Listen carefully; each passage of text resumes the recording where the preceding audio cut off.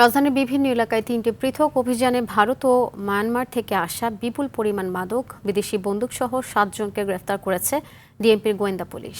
সোমবার বিকেলে রাজধানীর ডিএমপি মিডিয়া সেন্টারে এক সংবাদ সম্মেলনে একথা জানান পুলিশের অতিরিক্ত কমিশনার মোহাম্মদ শফিকুল ইসলাম। আটককৃতদের বিরুদ্ধে ২টি মামলার কথা নিশ্চিত করেন তিনি।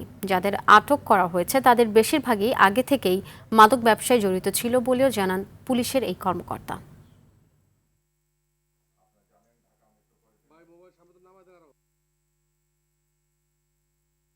গোপন সংবাদের ভিত্তিতে তথ্য প্রযুক্তির সহায়তা গোয়েন্দারা তথ্য পায় যে অস্ত্র মাদক ব্যবসায়ীদের একটি সংঘবদ্ধ চক্র 2টি প্রাইভেট কারযোগে ঢাকা আরিচা মহাসড়ক হয়ে গাবতলী বাস টার্মিনাল দিয়ে রাজধানীতে প্রবেশ করবে।